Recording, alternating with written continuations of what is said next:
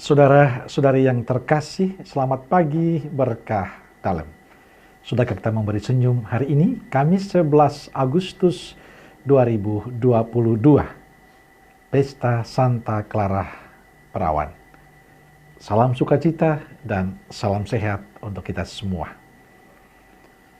Kita awali permenungan kita hari ini dengan tanda kemenangan Kristus dalam nama Bapa dan Putra dan Roh Kudus. Amin.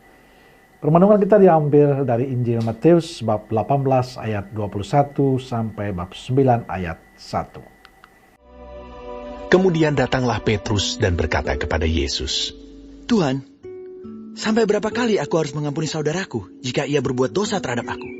Sampai 7 kali?" Yesus berkata kepadanya, "Bukan, aku berkata kepadamu, bukan sampai 7 kali, melainkan sampai 70 kali 7 kali. Sebab hal kerajaan surga seumpama seorang raja yang hendak mengadakan perhitungan dengan hamba-hambanya. Setelah ia mulai mengadakan perhitungan itu, dihadapkanlah kepadanya seorang yang berhutang 10.000 talenta. Tetapi karena orang itu tidak mampu melunaskan hutangnya, raja itu memerintahkan supaya ia dijual beserta anak istrinya dan segala miliknya untuk membayar hutangnya. Maka sujudlah hamba itu menyembah dia. Katanya, 'Sabarlah dahulu, segala hutangku akan kulunaskan.' Lalu tergeraklah hati raja itu oleh belas kasihan akan hamba itu, sehingga ia membebaskannya dan menghapuskan hutangnya. Tetapi ketika hamba itu keluar, ia bertemu dengan seorang hamba lain yang berhutang 100 dinar kepadanya. Ia menangkap dan mencekik kawannya itu. Katanya, 'Bayar hutangmu.' Maka sujudlah kawannya itu dan memohon kepadanya, 'Sabarlah dahulu, hutangku itu akan kulunaskan.' Tetapi ia menolak dan menyerahkan kawannya itu ke dalam penjara sampai dilunaskannya hutangnya. Melihat itu, kawan-kawannya yang lain sangat sedih, lalu menyampaikan segala yang terjadi kepada tuan mereka. Raja itu menyuruh memanggil orang itu dan berkata kepadanya, 'Hai hamba yang jahat, seluruh hutangmu telah kuhapuskan karena engkau memohonkannya kepadaku. Bukankah engkau pun harus mengasihani kawanmu seperti aku telah mengasihani engkau?' Maka marahlah tuannya itu dan menyerahkannya kepada algojo-algojo sampai ia melunaskan seluruh hutangnya. Maka Bapakku yang di sorga akan berbuat demikian juga terhadap kamu, apabila kamu masing-masing tidak mengampuni saudaramu dengan segenap hatimu." Setelah Yesus selesai dengan pengajarannya itu, berangkatlah ia dari Galilea dan tiba di daerah Yudea yang di seberang sungai Yordan. Saudaraku terkasih, poin permenungan kita hari ini adalah pengampunan. Ada pertanyaan penting bagi kita semua. Apakah kita mudah mengampuni? Apakah kita mudah melupakan orang-orang yang mengecewakan, yang menyakiti hati kita? Mengampuni bukanlah sesuatu yang mudah dilakukan oleh kita. Banyak di antara kita itu sulit untuk mengampuni.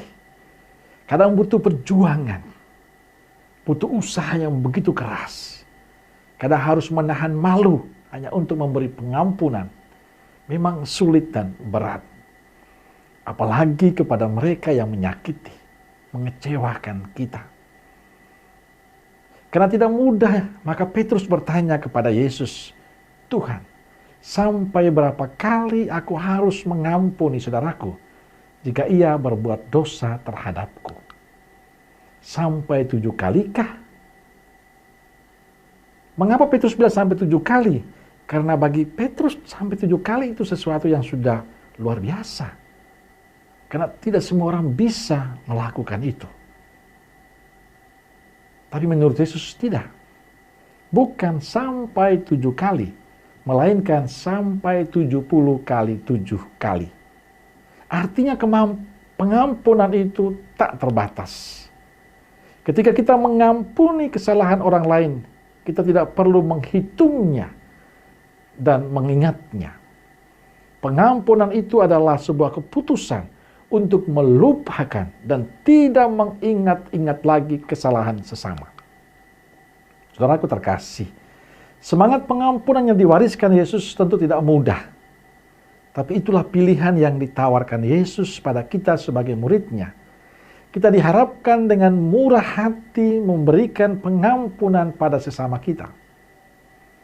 Paus Fransiskus pernah mengatakan, mengapa orang Katolik harus memaafkan?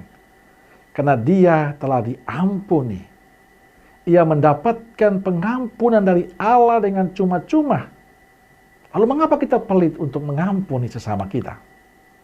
Bacaan Injil hari ini mengingatkan kita untuk terus membangun semangat pengampunan dalam diri kita. Karena dengan memberi pengampunan kita memberikan harapan, memberikan sukacita, memberikan kedamaian dan kebahagiaan bagi diri kita, tapi juga bagi mereka. Semoga kita terus berusaha untuk memberikan semangat baru dalam hidup kita, yakni semangat pengampunan. Amin. Semoga Allah yang Maha Kasih memberkati saudaraku sekalian, Bapa, Putra, dan Roh Kudus. Amin.